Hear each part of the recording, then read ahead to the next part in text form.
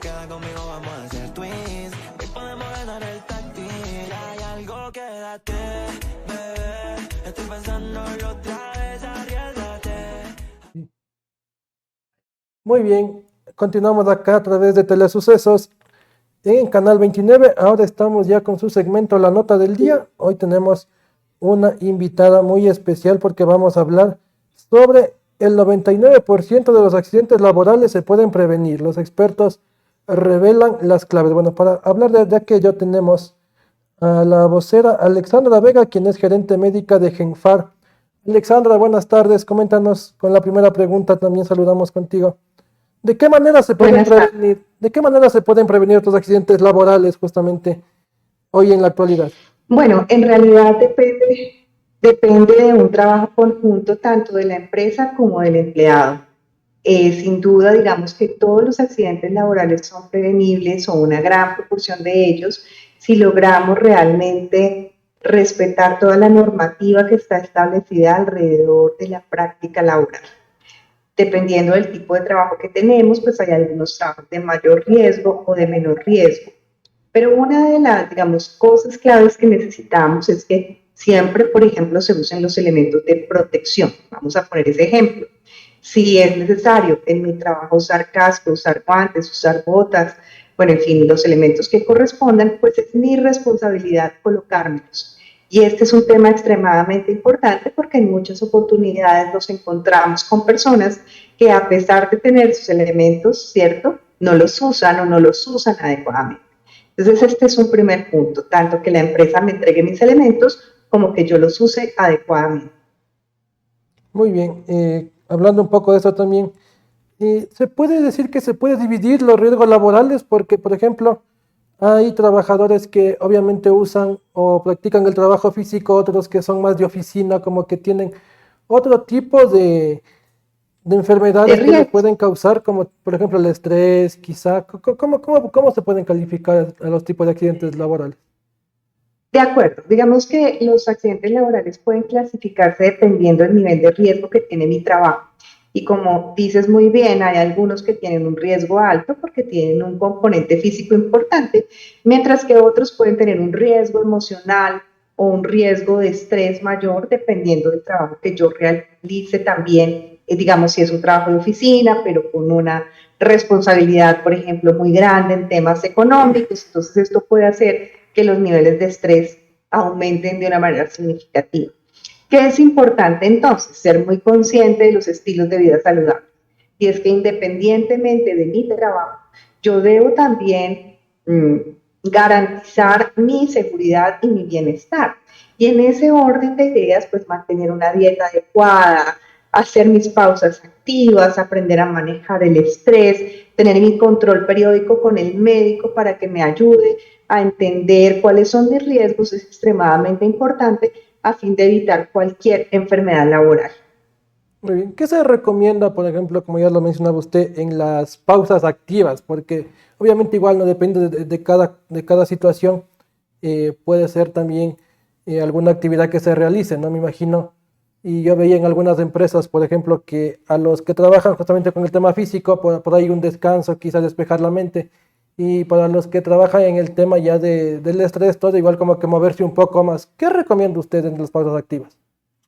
Bueno, en realidad en las pausas activas, hoy que estamos, por ejemplo, con tantas personas en una labor, digamos, ¿cómo decirlo?, más relacionada con el computador, digamos, escribiendo todo el tiempo en el teclado, pues las recomendaciones pasan por hacer una pausa por lo menos cada 2 horas de 10 minutos en las cuales yo hago estiramiento de mis manos, me levanto un momento de mi silla, me mueva, mire hacia otra parte diferente a mi pantalla, de forma que pueda también mis ojos descansar. Entonces, fíjate cómo depende mucho del trabajo que yo estoy realizando. Las empresas están en la obligación de hacer una evaluación de los riesgos que tienen dependiendo pues del tipo de trabajo que se realiza en la empresa y obviamente establecer todas las pausas que son necesarias para los empleados. Y también es responsabilidad de nosotros, pues, hacer caso. Yo he visto en muchas organizaciones que llega la persona fisioterapeuta a hacer las pausas activas, y las personas pues no quieren o les da pereza o están ocupadas y entonces no se destina el tiempo para poder hacer esta pausa y sin duda allí estamos perdiendo la oportunidad de beneficiarnos con estas actividades que son saludables para nosotros. Muy bien. ¿Usted recomienda, por ejemplo, dentro de las empresas, como usted decía, la mayoría no cuenta con un psicólogo, ¿no? Que es una parte importante dentro de la salud también de todos los trabajadores? ¿Cómo lo ve usted desde algún trabajo que ha hecho, tal vez alguna experiencia con las empresas? Pues nosotros hemos tenido algunas experiencias sin duda y una muy interesante es que algunas empresas, aunque no tienen directamente un personal, digamos, a un psicólogo, digamos, dentro de la empresa brindando este apoyo, sí tienen organizaciones contratadas que hacen este tipo de apoyos psicológicos y muchas de ellas tienen, por ejemplo, call centers que permiten de esta manera que la persona de una manera, digamos, sin exponerse, de una manera más privada, digámoslo de esta manera, pueda expresar las situaciones que está viviendo, las preocupaciones que tiene y de esta manera lograr una atención emocional importante. Todos estos espacios son extremadamente necesarios para todas las personas y creo que un tema muy importante es ser conscientes de que hoy la salud mental tiene un impacto muy grande en la vida de nosotros, como siempre lo ha sido, lo que pasa es que tal vez no le habíamos dado como ese nivel de importancia y que cada vez que nosotros sintamos que el estrés nos sobrepasa, es muy importante siempre buscar con quién conversar, con quién hablar, hablar con mi jefe, manifestarle la situación que estoy viviendo. Si tengo una sobrecarga laboral, poder conversar con él y expresarle mis preocupaciones, que con seguridad se va a empezar a buscar una solución tanto para el beneficio del colaborador como de la empresa. Muy bien, acá también estaba leyendo dentro del comunicado, dice, el ambiente laboral sano es también una inversión estratégica y lograrlo las organizaciones pueden garantizar vacaciones reales, establecer horarios de trabajo definidos, habilitar zonas para pausas y descanso y ofrecer opciones de flexibilidad que fortalezcan el equilibrio entre la vida personal y profesional. ¿Cuál sería el ambiente de trabajo adecuado, por ejemplo, para cada una de estas organizaciones o de los trabajadores, para que puedan tener una verdadera paz o un verdadero trabajo seguro? Pues miren, el ambiente laboral es un tema en el que todos trabajamos, tanto los líderes como los colaboradores, y es necesario precisamente construir esos espacios de conversación que permitan que las personas puedan expresar sus situaciones o sus necesidades y que se puedan encontrar soluciones conjuntas. No hay un secreto, digamos, no hay una receta específica. Cada organización debe hacer el análisis de su situación particular, debe hacer el análisis de riesgo dependiendo de su razón social e identificar cuáles son las mejores prácticas. Pero cada uno de nosotros también es responsable del ambiente y yo también tengo que ser consciente de que si hay algo que no me gusta, debo comunicarlo a la persona que corresponde, debo tratar de evitar estar, digamos, indisponiendo las situaciones, porque a veces sucede y todos somos humanos, pero en la medida en que seamos conscientes de que el buen ambiente laboral me impacta e impacta a todos mis compañeros, pues todos vamos a poder aportar en torno de un ambiente laboral adecuado. Como jefes, por ejemplo, ¿no? Hay que estar como que hecho cargo de bastantes personas, a cargo de bastantes personal. ¿Y cómo reconocer cuando el ambiente laboral no es el adecuado? Creo que el tema es poder conversar y precisamente escuchar, porque creo que a veces todos nos damos cuenta que algo no está funcionando bien, pero no logramos identificar qué es o no logramos conversar adecuadamente sobre los temas. Creo que poder tener relaciones, al final todos somos humanos y todos necesitamos nuestro trabajo y todos estamos en pro de mejorar nuestras actividades. Entonces, si logramos de esta manera comunicarnos, conversar, tener unas conversaciones transparentes, aunque sean difíciles, muy seguramente estas cosas van a mejorar el entorno laboral. Si logramos identificar los riesgos, si logramos identificar la forma de poder disminuir o mitigar estos riesgos, pues vamos a tener sin duda un colaborador que siente que la organización lo protege y una organización que cuenta al 100% con sus colaboradores. Eh, Dentro de esto también las organizaciones, por ejemplo, pequeñas, grandes, ahora también con el tema de los microemprendimientos, ¿qué tan complicado es justamente trabajar en estos diferentes ámbitos, las empresas pequeñas, grandes o ya los microemprendimientos en cuanto al tema de salud laboral? Claro, este es un tema complejo, sin duda. A veces las empresas grandes tienen muchísima más estructura que las empresas pequeñas o los microemprendimientos. Y obviamente para un emprendedor, normalmente el emprendedor iniciando tiene que más o menos hacer 20 puestos de trabajo al tiempo para lograr que su empresa pues logre el desempeño que él quiere.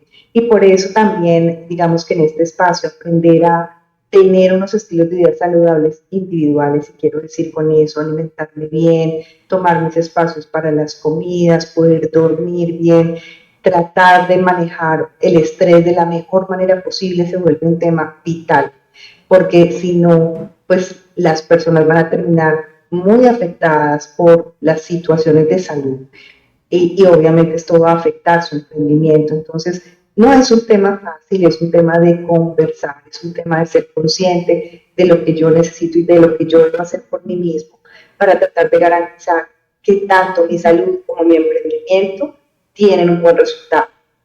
Muy bien, acá me hacen una pregunta justamente acá al interno y me dicen que, por ejemplo, digamos, ya hay empresas que tienen su trabajo de 8 horas, listo, entran a las 8, salen a las 4, pero hay otras empresas que requieren algunos trabajos nocturnos, ¿no? Por ejemplo, los guardias de seguridad, algunas empresas que sus empleadores igual trabajan en la noche.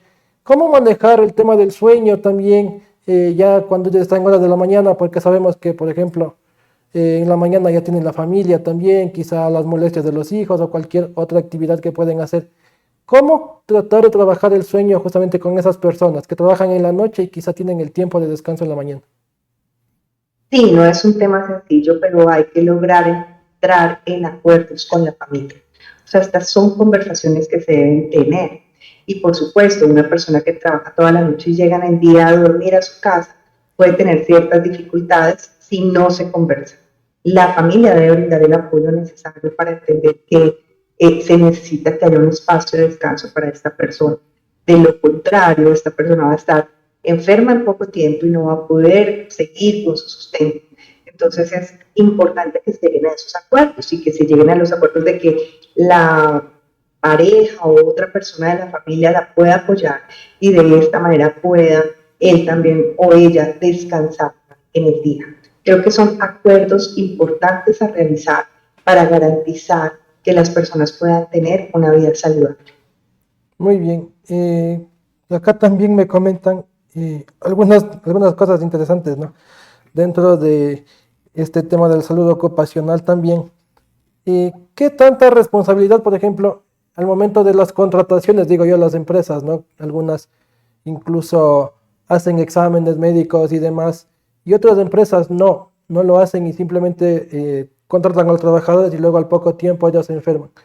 ¿Qué tanta, no sé si decirlo, responsabilidad tiene la empresa con el trabajador también en estos casos? Pues depende mucho de cada país, pero sin duda en los diferentes países de Latinoamérica se ha ido trabajando de una manera muy fuerte en el establecimiento de la normativa relacionada con los entornos laborales. En Colombia, por ejemplo, es de ingreso de las personas a su trabajo para poder identificar en qué situación de salud se encuentran. Y no es que esta situación, digamos, lleve a una no contratación, pero sí es muy importante identificar y saber cuál es el proceso de base que se tiene. Ahora, hay otros, por ejemplo, en Colombia también sucede en este momento que se está promoviendo muchísimo la inclusión de personas con discapacidad. Nuestra empresa particularmente tiene un porcentaje establecido mínimo de personas con discapacidad que deben trabajar en nuestra organización, precisamente porque son personas que aunque tengan un problema físico, ellos pueden desempeñar un trabajo y pueden digamos, tener un papel importante dentro de la sociedad y desempeñar un papel para su familia. Entonces creo que son balances que se tienen que encontrar y se tiene que poder promover que las personas tengan la oportunidad de tener un trabajo. Creo que los seres humanos siempre somos más felices cuando estamos ocupados, cuando nos sentimos productivos, cuando sentimos que podemos aportar a la sociedad, y este es un espacio que debería siempre tenerse en cuenta. Bueno, y hablando un poquito, ahora que hablaba también el tema de las personas con capacidades diferentes, eh, desde el punto de vista, desde la experiencia en su empresa, ¿cómo ustedes, por ejemplo, dicen o disponen un trabajo específico para poder contratar y poder, como se decía, darles también a estas personas la capacidad de ser productivas en la sociedad? ¿Cómo eligen los trabajos que son adecuados para ellos? Se identifica de acuerdo a digamos, al riesgo y a la posibilidad de encontrar personas con discapacidad dispuestas a entrar dentro de la organización, cuáles son sus situaciones y qué servicios pueden prestar. Nosotros tenemos múltiples tipos o sí, tipos de trabajo, digámoslo así.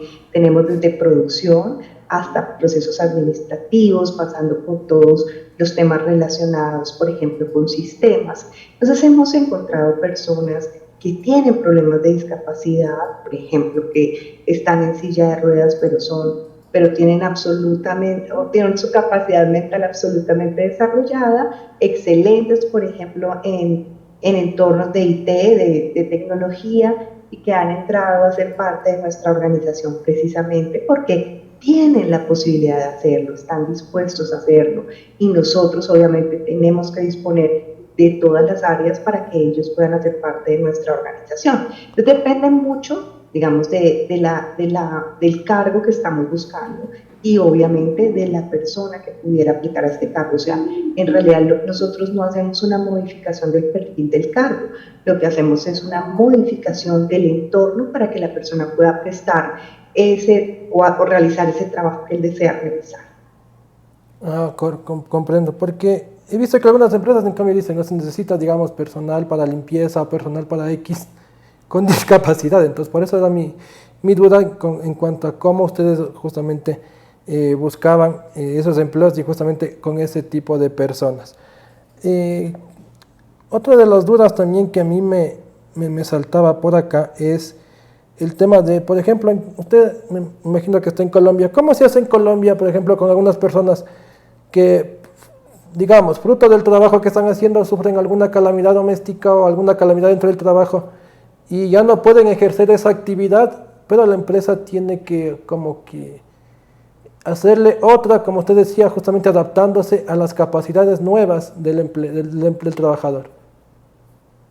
Sí, así es, y además hay que evaluar también la situación que se presentó. Recuerden que si se está hablando de una situación de un accidente laboral, normalmente esto tiene que pasar a un proceso de discapacidad, y en ese proceso de discapacidad se tomará la decisión por parte del asegurador de si esa persona puede realmente continuar a pesar de la situación desempeñando una labor o si debe de pensionarse, digamos, por discapacidad.